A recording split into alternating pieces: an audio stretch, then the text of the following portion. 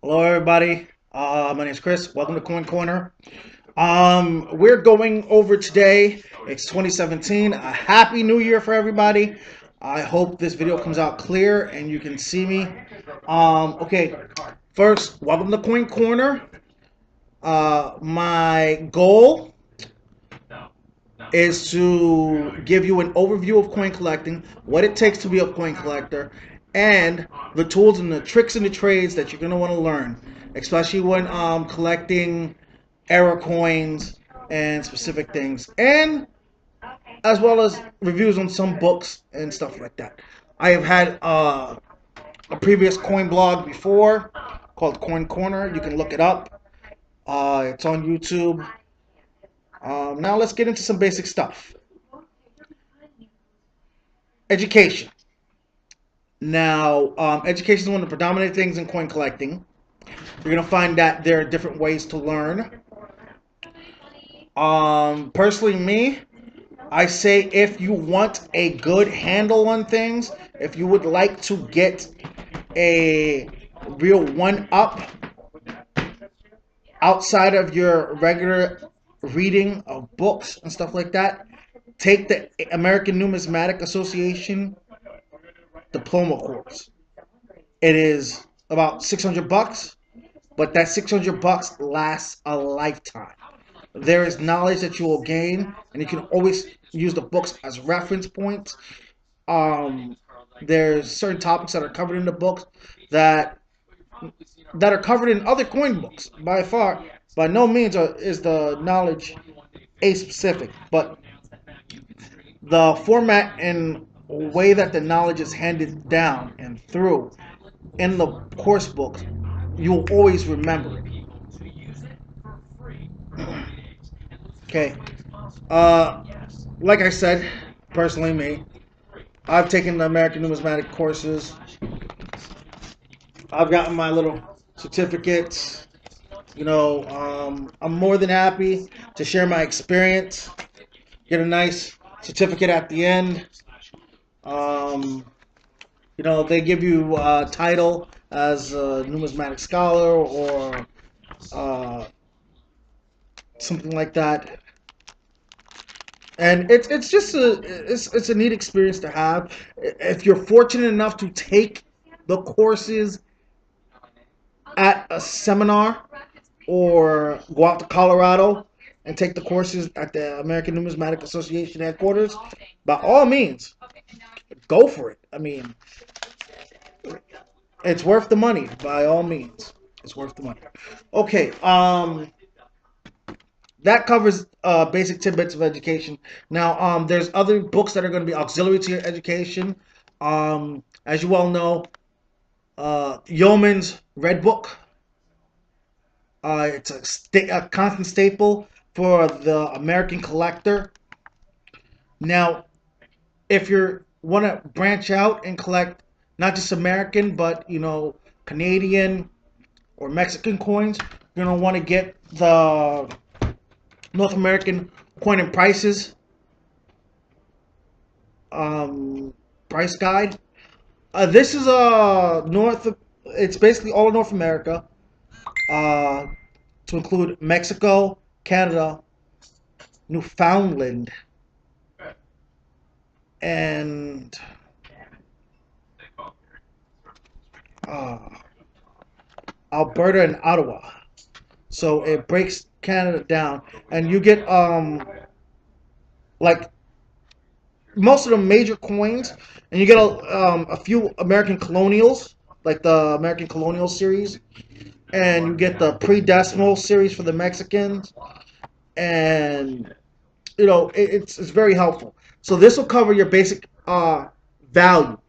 Now, if you want to learn how to go through grading and stuff like that, there are several books, and I'm going to mention them, and I'll also write them down in the about section of this video as a book reference. Uh, the American Numismatics Guide, American Numismatic Association Guide to Grading Standards. It's a like a 300-400 page book. It's pretty decent. I'll put a link below. Um, Making the grade. Uh, it's a pictorial version, and it's easy. There's It's very easy to use. You can find most of these in PDF format, except for making the grade. It's not in PDF format, but there's other tools and tricks that you can get.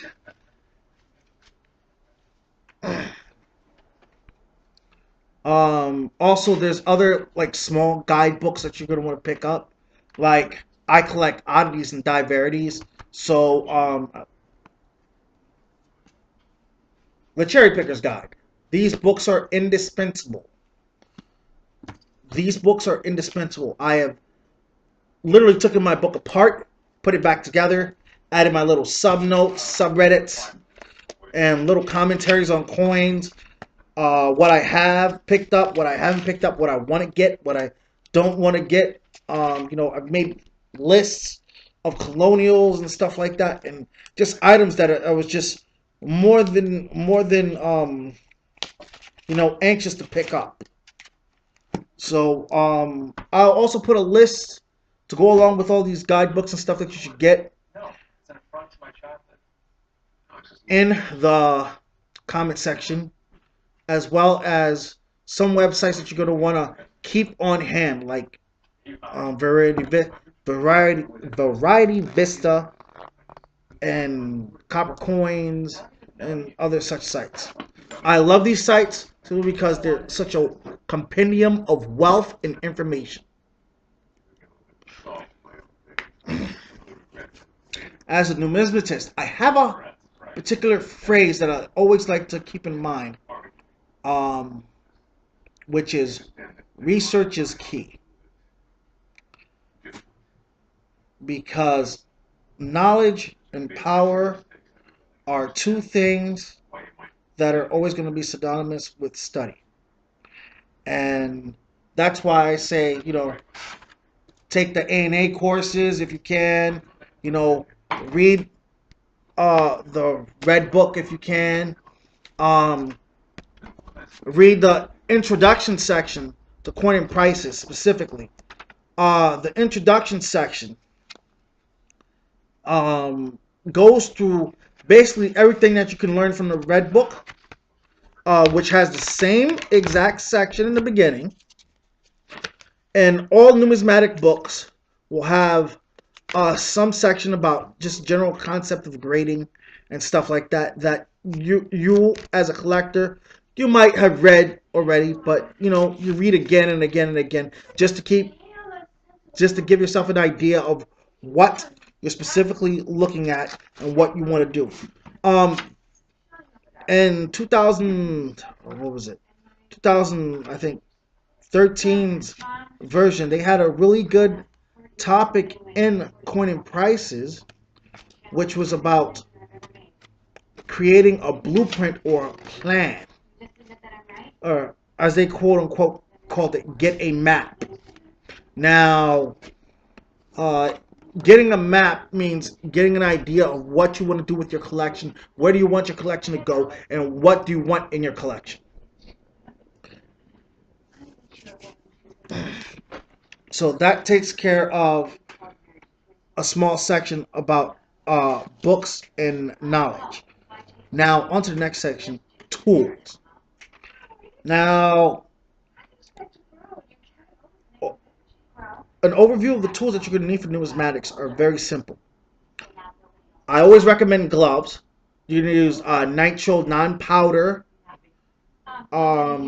gloves, something that doesn't make your hands sweat, that keeps your hands dry.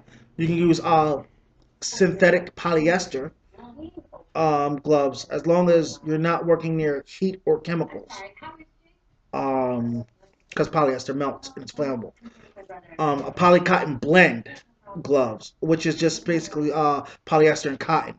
Those tend to be kind of really good for your hands, as when you're working with raw coins.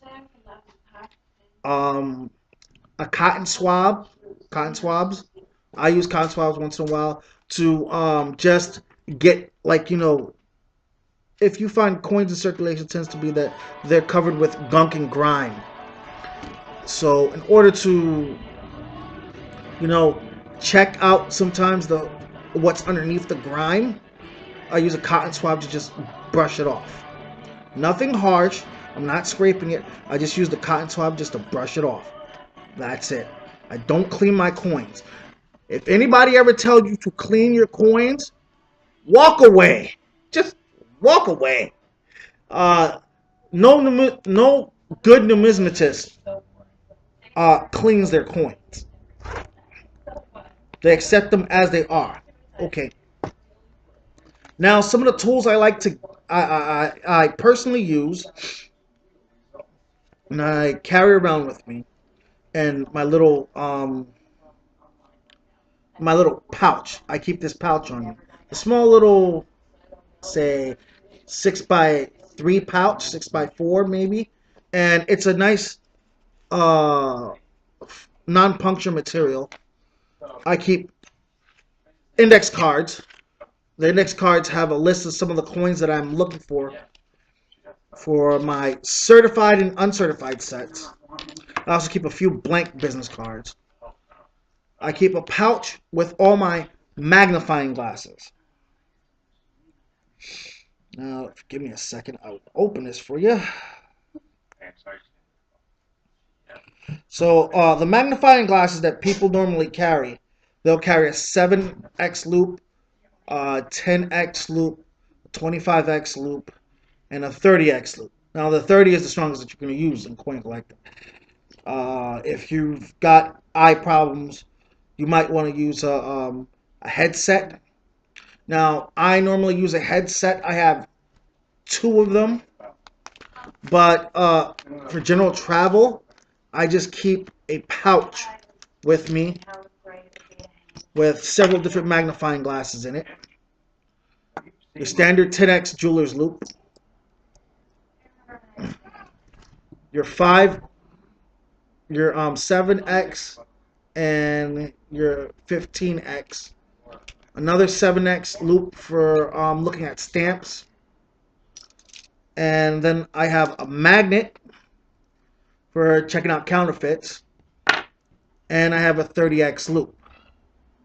Now I keep them like this because this is a 7 and this is a 30. So it's various levels of details. And you can check for transition lines and stuff when you're looking at errors and stuff.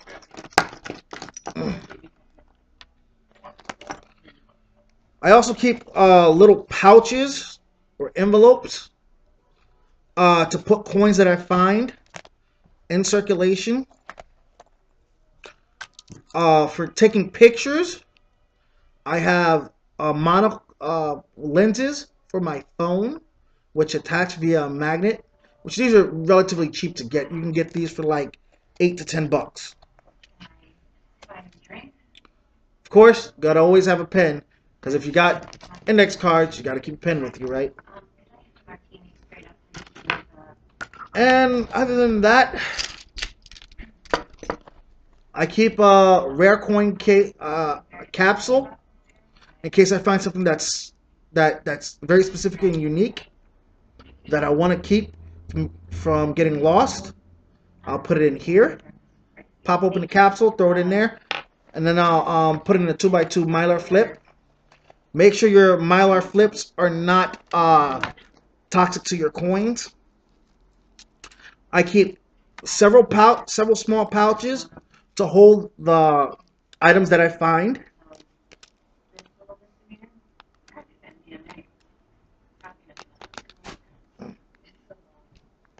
So that's about all that I keep in this pouch. And then I can also store coins in this pouch. The pouch itself can be used to store coins. So that's what I use it for. You know, just to have a quick little fine box. You know, if you're ever searching around and you go dumpster diving through boxes and boxes of coins like numismatists do from time to time, you will find that you will be able to use a pouch where you can keep coins. And then you can take the excess coins out and return them back into circulation. Or, like I do, I put it in my daughter's piggy bank. So those are some of the items that I personally carry with me at all times. Or some of the times, much rather.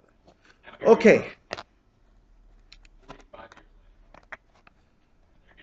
Now, also to go along with your knowledge base, you're going to want some secondary modern applications if you're a person with a decent cell phone and that has, what do you want to call it, a lot of memory on it that you can support having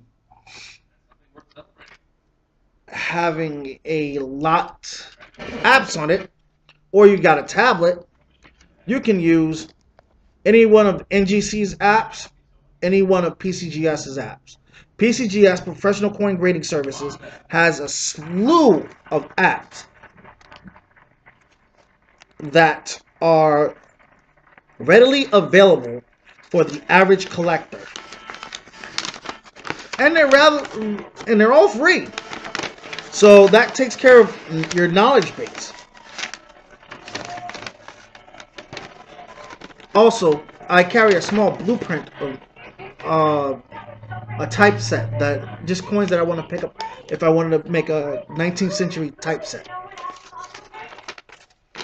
Now, if you want to make a 20th century typeset of modern coins, you can add, you can get relatively cheap gold coins for like under $200. You can also find stuff like that that's going to basically be added to your typeset. So our next topic is lighting source. This is another very important topic. I've switched my lighting source to an LED lighting source simply because the LEDs were very, very, very low energy burning, and I was able to lower the frequency of light and raise the frequency of light, so it's got like a dimmer feature on it, and it works very well. I've used it so far, and I've played around with it, and it works well. If you want, you can go to, where's that place?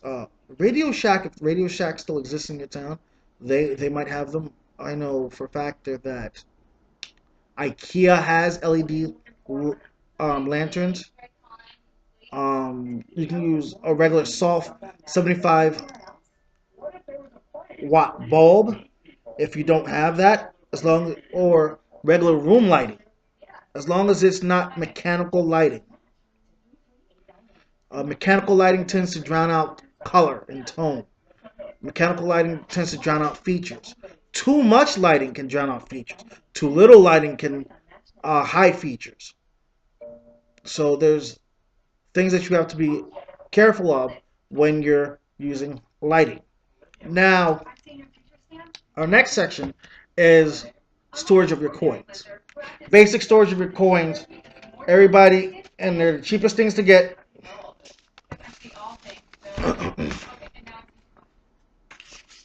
Whitman albums, or Dansco albums, or any other companies that makes coin albums. These cardboard coin albums are really cheap. You can find used ones that are rather inexpensive for like $1, $2 on the internet, on eBay. Be careful though. Make sure it's a non-reactive substance, and have fun.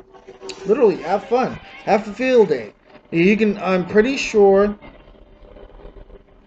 there's tons of things that you can find on there that are great.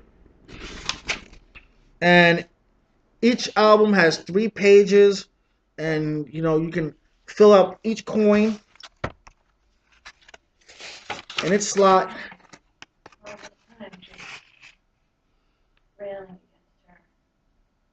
Fill out each coin in the slot, and eventually you'll have a full album. Now, you can collect cents, you can collect nickels, dimes, quarters. You can do it for Canadian coins. They have the albums for Canadian coins and whatever. You'll learn as you go along. Just keep reading, and you'll find that it's an awesome thing to do. Now, I personally like to store my coins that I find in circulation and these cute little 2x2 flips. They help with, because they have the ability, you can write on it, you can tell what it is, you can write the Philo Stanton catalog numbers or Krauss publications catalog numbers, and be able to distinguish the coin from a regular coin and a collectible coin. Now, a regular coin is normal terms called a circulated coin. Uh, a collectible coin is called a rarity or a collectible coin. There's a small difference. It's just the term that you give it. Now, there's an area in expertise that I'd like to get to in the next series, which will be the book specifics. The specific books I use and recommend, and the books that I think that will be up and coming for the next century's coin collector. But let's leave it at that. I'd like to thank you for checking out my blog. Like, comment, and subscribe. If you have questions, PM them to me, and I will answer them in the next section. I'll be putting a question and answer section at the end of these blogs. So if you'd like, comment, and subscribe. PM me questions. Private message me questions. Let's have fun. Take care. And remember, as always, research is key.